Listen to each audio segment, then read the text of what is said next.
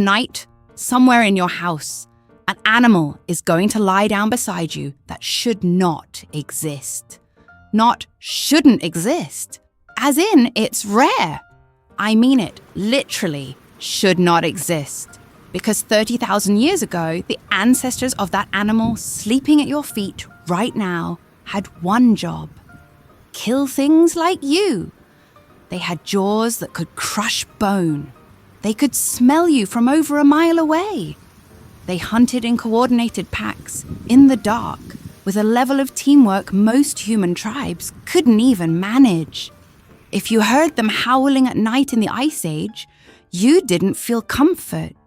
You felt your stomach drop, and yet, somehow, that same animal became the one creature on Earth that will run into a burning building to find you.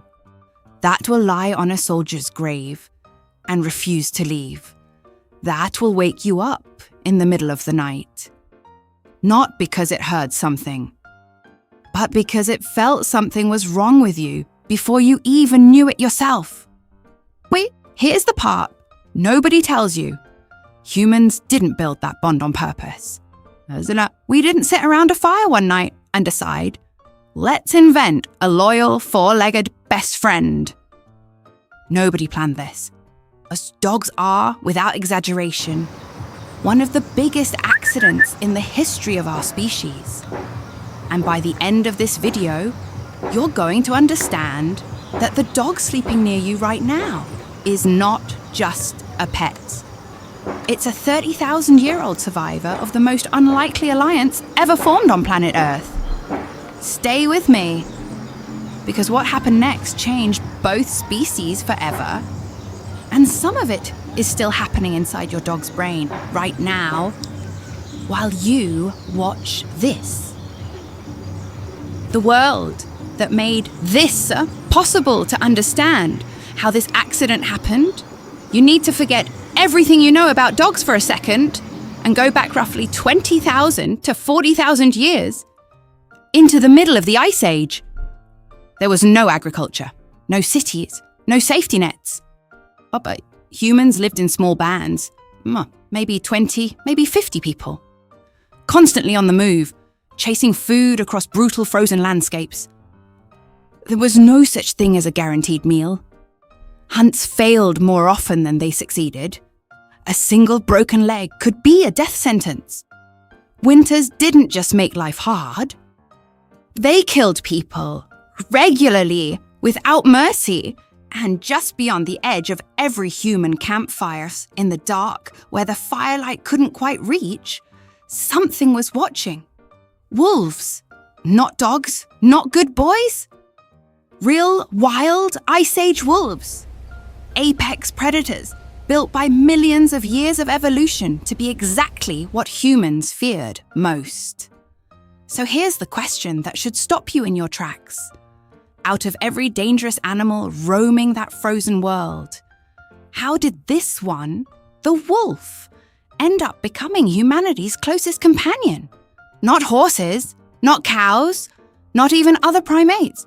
Wolves. The answer has nothing to do with humans being clever. It has everything to do with leftovers. The accident begins. Free calories. Here's something people don't think about. Humans are messy. Even starving hunter-gatherer humans. Even during famine, every hunt left something behind. Bones, skins, scraps of meat too small to bother with, half-eaten carcasses abandoned in the snow. To us, it was waste. To a wolf standing at the edge of the tree line, it was something else entirely. A moving buffet that required zero risk to access. Now, picture the wolf population near these camps. Not all wolves are the same. Some are bold, some are cautious, some are flat out aggressive. And in this new environment, one filled with dangerous spear-wielding humans, but also unlimited free food, personality suddenly mattered more than it ever had before. The aggressive wolves that charged in got speared, removed from the gene pool permanently. The terrified wolves that wouldn't come near stayed hungry, weak, and eventually died off or moved on. But somewhere in between those two extremes, there were a few individuals who were different. Not tame, not friendly, just less afraid, more curious than cautious, willing to sit at a distance and wait. And those wolves ate. They survived. They reproduced. This is where it gets almost eerie. Modern genetic research suggests some wolves may have simply been born wired this way. Less reactive, less anxious, biologically calmer around the unknown. And in this brand new environment, humans had accidentally created a place with free food and mortal danger side by side. Evolution ran an experiment nobody designed.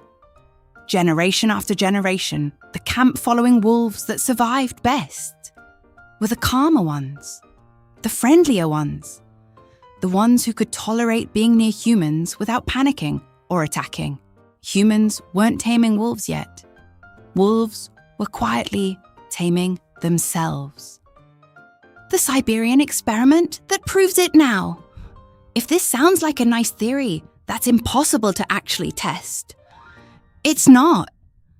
Because in 1959, a Soviet scientist accidentally recreated this entire process in real time. And what he found should send a chill down your spine. His name was Dmitry Belyaev, a geneticist working in Siberia. He wanted to understand exactly how domestication works, so he designed one of the most patient experiments in scientific history. He started with silver foxes, wild, skittish, aggressive animals closely related to dogs. His method was almost insultingly simple. Every generation, he picked only the calmest, least aggressive foxes and bred them together. That's it. No training, no tricks, no reward-based conditioning. Just pick the friendliest individuals, breed them, repeat. Within a few generations, something started happening that nobody expected. The foxes began wagging their tails. They started whining for human attention. They licked hands.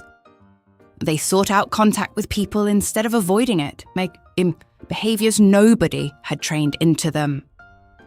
Well, it emerged on its own, purely from selecting for calm temperament. But then it got stranger. Their bodies started changing. Their ears went floppy. Their snouts got shorter. Patches of white fur started appearing on their coats. Their tails began to curl upward. Nobody bred them for those traits. Nobody wanted floppy ears or curly tails. Those changes came free, attached to the selection for friendliness, like some hidden biological package deal. Scientists have since discovered this isn't unique to foxes. Across multiple species, when animals are selected for reduced aggression, their physical appearance drifts in the same direction. Softer facial features, smaller jaws, patchy coats, floppier ears. It's now called domestication syndrome, and it may be one of the most underrated discoveries in modern biology, which means somewhere in the Ice Age, the first proto-dogs may have started looking less like monsters and more like something you could imagine getting closer to.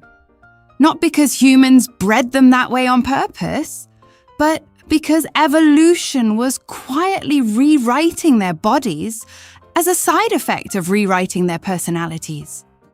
Try to picture it. You're standing at the edge of an Ice Age camp. Out past the firelight, you see wolves, but not quite wolves anymore.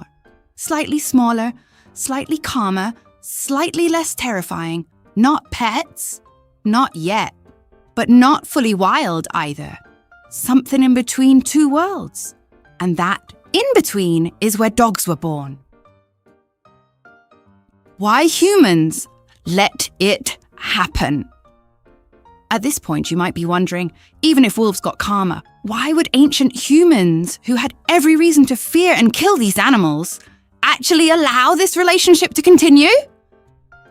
Because very quickly, humans noticed something valuable.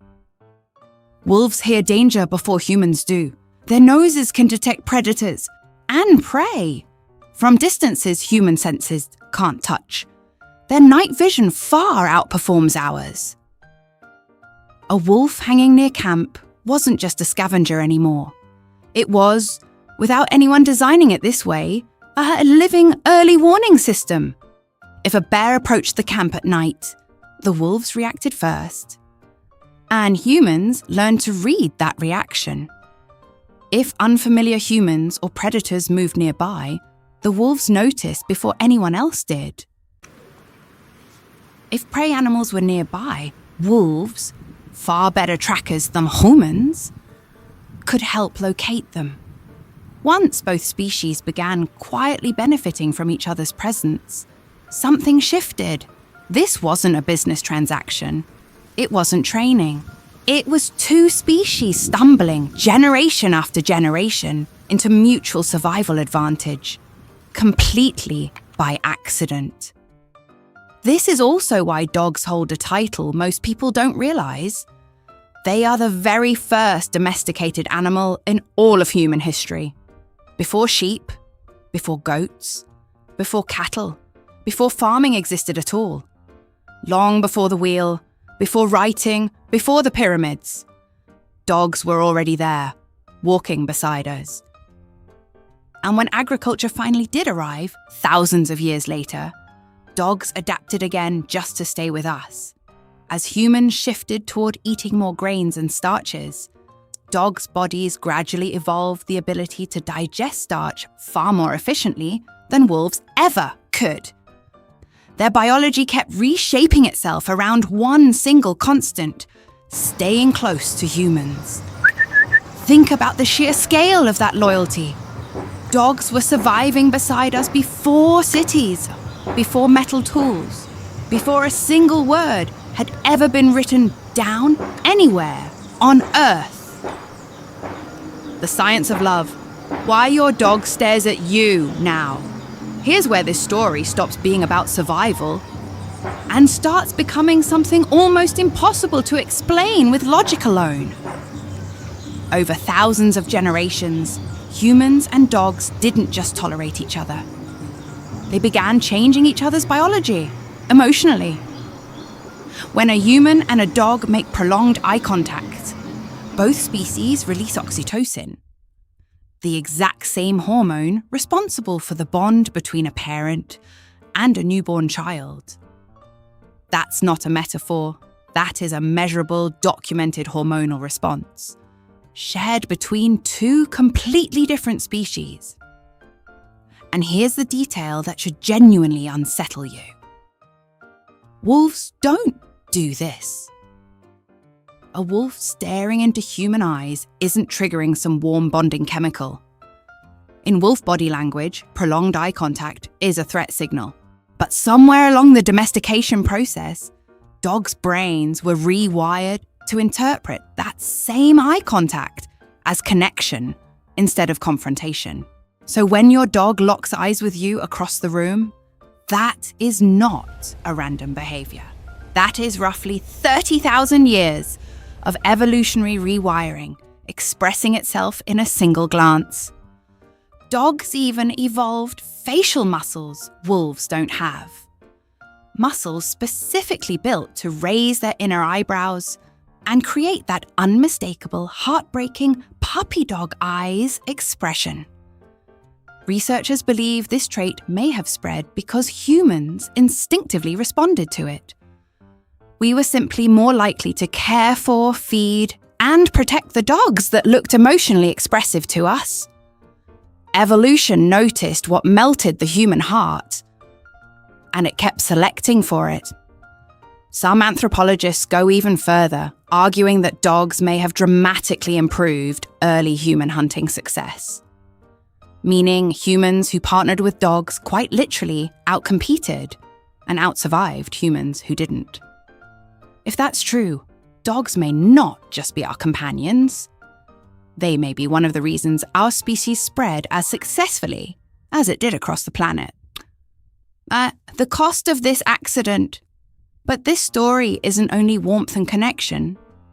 This accidental partnership came with a price, and it's still being paid today. Domestication stripped away much of what made wolves wild and self-sufficient. And human breeding, especially in the last few centuries, pushed some of that even further, often at a devastating cost. Pugs and bulldogs, bred for flattened faces humans found appealing, often struggled just to breathe normally. Dachshunds, bred for that unmistakable elongated body, frequently suffer serious spinal problems. Some bulldog breeds have been shaped so far from their natural anatomy that many literally cannot give birth without human medical intervention. The animal that began as a wild, self-reliant predator has, in some cases, become dependent on us for its most basic biological functions. That is the uncomfortable side of this story. An accident of survival slowly turned into deliberate design, and design doesn't always serve the animal. And yet, beneath all of that breeding, beneath the flat faces and the curled tails, and the sizes ranging from 2 pounds to 200, the wolf never fully disappeared. The ghost of the wolf inside your dog.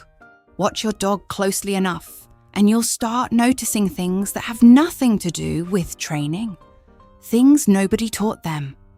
When your dog spins in a circle before lying down, some researchers believe that's an echo of wild ancestors flattening tall grass or snow to create a safer sleeping spot.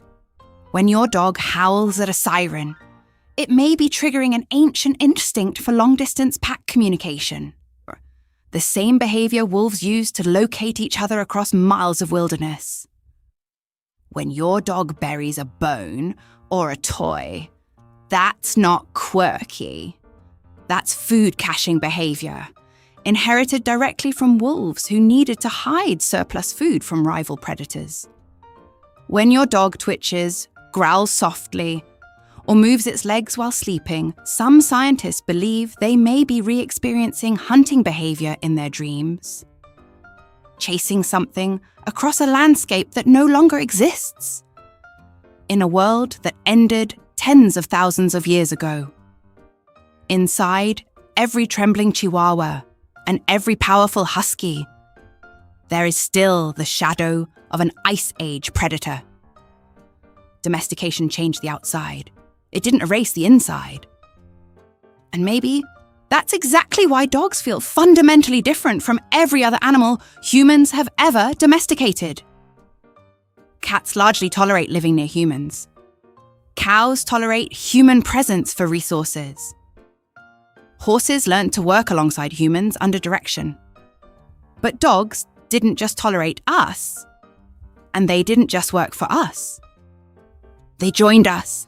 They slept beside our fires while predators circled in the dark beyond the light. They crossed frozen, hostile landscapes at our side. They stood guard over sleeping camps when every instinct could have told them to run.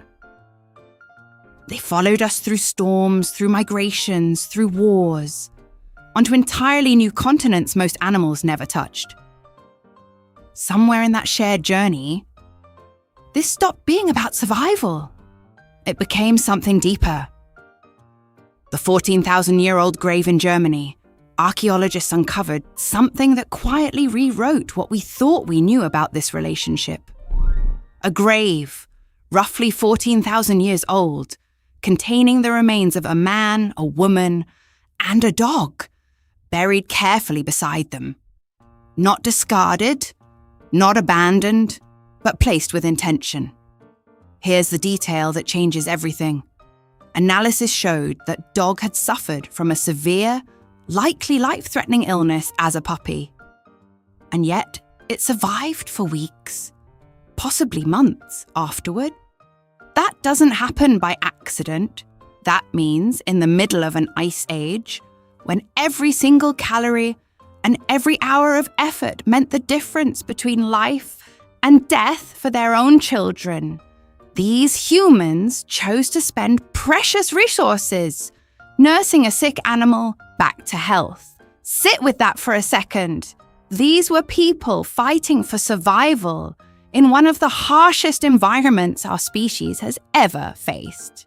And they still made the deliberate choice to save a dying dog.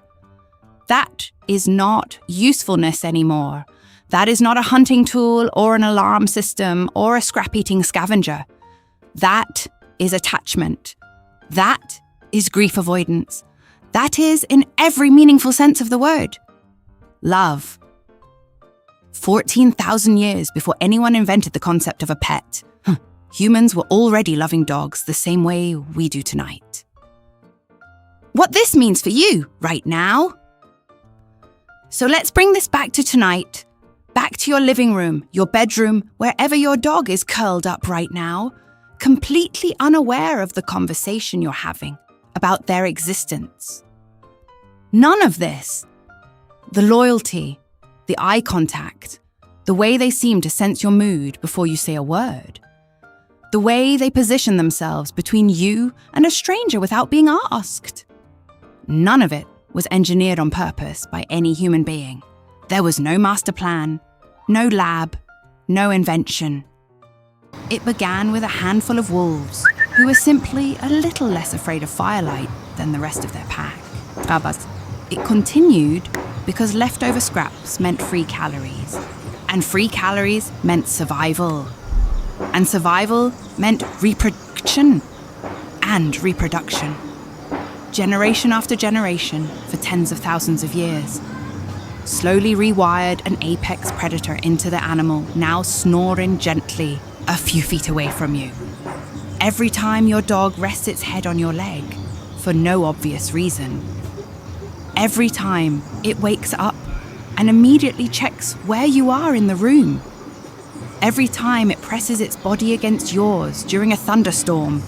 You are witnessing the tail end of a 30,000-year-old accident that never should have worked, and somehow became one of the most successful partnerships in the history of life on Earth. Two completely different species. One a fragile, slow-moving primate, the other an apex predator built to kill things exactly like us. Looked at each other across a campfire in the middle of an ice age, and something in both of them decided not to be afraid. No treaty was signed. No agreement was made.